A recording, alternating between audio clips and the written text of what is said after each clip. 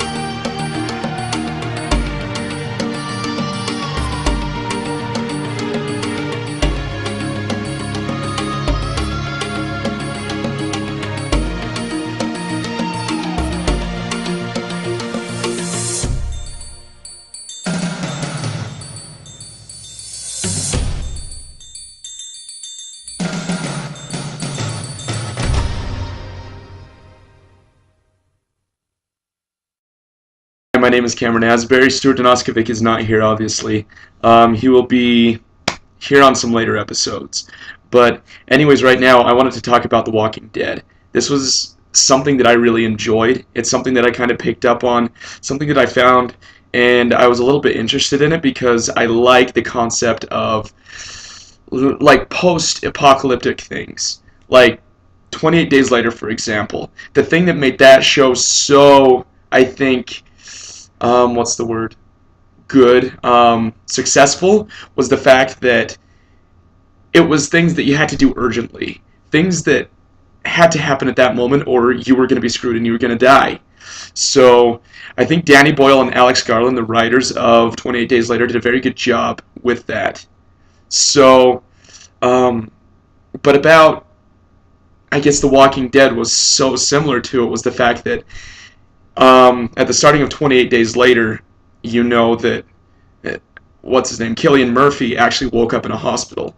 And at the starting of The Walking Dead, it's that same exact thing. After being shot, he wakes up in the middle of a hospital. And you are kind of at a misunderstanding because he wakes up to nothing, just like 28 Days Later. But the thing that doesn't make sense is everything, all the humans that have been dead have been decomposed for a while. He could only been in the hospital for so long after he'd been shot and actually woken up. I I liked this show. I liked the idea because there really hasn't been a zombie show for a while, and especially something like that has this kind of storyline where there's a lot of survivors instead of one single group of survivors actually trying to survive in the mall, just kind of like Dawn of the Dead or Land of the Dead. Um, it it was kind of like the Lone Ranger also meets 28 Days Later because you have a few of these different little concepts of a man riding on horseback going through a city, even though that only lasted for so long. Um, the twist at the end was kind of interesting because I like that. You have his wife and his son still alive, and that's at the end of the first episode that you find out. So you're just kind of thinking, oh, so how's he going to survive this? How's he going to get through this? Um, Also, there's the fact that you really, I don't know, I really thought in a way the acting wasn't very good in it. Plus, you have Andrew Lincoln who um, plays the main character running half naked throughout the first half of the first episode, which I was just kind of like, okay, how can you get more cliche about a good-looking guy with a nice body? It just kind of made me think about that, and I was like, did you really have to do that? Because at the first of 28 Days Later, you have that same concept, a man waking up naked, but he only was naked for so long, and I don't know, just this concept though, like I said, it was new.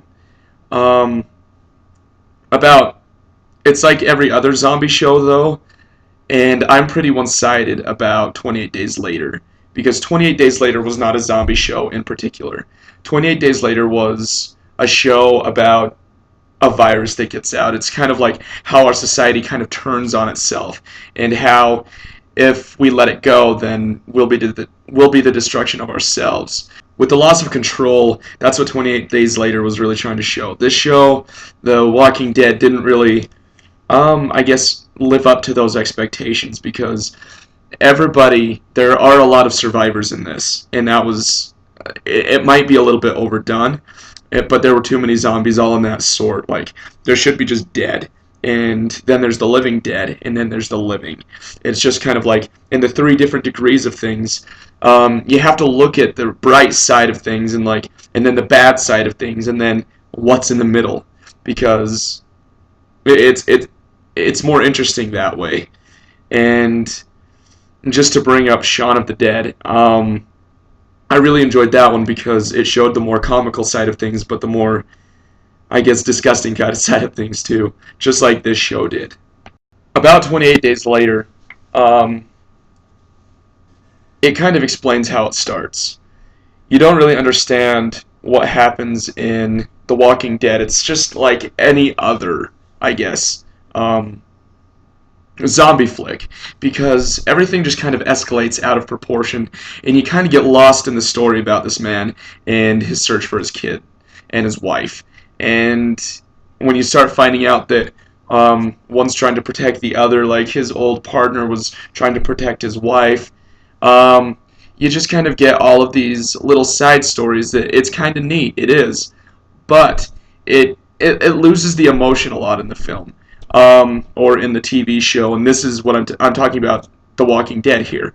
Um, you lose kind of the impact of everything. The TV show in particular, didn't really have that much emotion, though it tried to shove it down your throat. Like when he gets home and realizes that his wife and his kid are gone, he gets very upset. Or the part when um, the man that he meets up with, his son, when the man goes and he's aiming the gun outside the window and he's about to kill his wife who has been zombified, wink, it doesn't make any sense to me because they tried to force the emotion down your throat, and I did not like that. It did show like a little too much emotion in it, and that's what made it a little bit corny. And you have to realize that and take that into account because, like, when he realizes that his son and his wife are gone, and then he goes and he has to, um,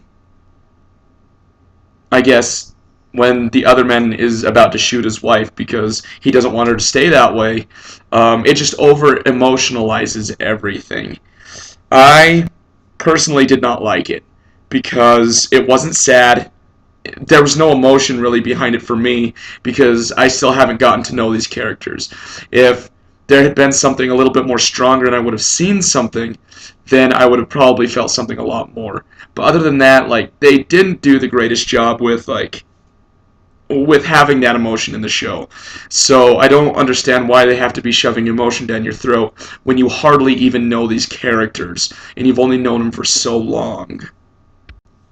Another thing that I've been thinking about while I was watching the first episode was like, holy crap, this is kind of gross. It was cool, don't get me wrong, but the thing is that you have all of these things going on. You have this story, and then you have the blood, and you have all of these different things that I was just kind of like, whoa, because it could have received an R rating, which I really think it should not be a TV show on AMC without being edited, because people getting shot in the head, even though it may not be, I guess, human beings getting shot in the head, but it is. Um, Multiple people get shot in the head and blood splurts out the back, and it's just kind of like, really? Has regular TV gone that far to the point where it's kind of like we don't care what we're going to put on it? People are going to get shot in the head, and it doesn't really, mm, I guess, matter anymore. And it then there's when it shows people half eaten or the horse when it gets eaten, I was just kind of like, holy crap! Like, intestines, just everything, blood everywhere. Not that I'm against that, but as a regular TV show, I was just kind of like, that should not be. And I was partly impressed by it because there was a lot of things that they had done with it, but there's also the fact that like it was over the top. The blood, the gore, and everything in it was just a little bit too much. I did enjoy it. The first episode was neat, even though the storyline had partly been done before in other movies. In I don't know, and it's kind of cool that they're doing a storyline that is going to keep on going on. Um, I also like the fact that each season is only 6 episodes long. I don't know why they did that. I don't know what they were thinking, but I the first thing that comes to my mind is a lot of the British TV shows, like Skins or even like The Office. There's only 6 episodes in each season, and I really enjoy that because they don't do it to death. They actually just kind of show the storyline and actually get through it. And I like that. I don't like it when storylines get overdone and they're forcing so much crap down your throats that you really can't handle it anymore. So, yeah, I will let you know how the rest of the season goes when I finish the first season. And I know for a fact that the first episode of the second season is out right now. So go check it out. It's actually pretty good. It's the first episode went by a little bit slow for me. It started picking up at first because I was like, oh, 28 days later.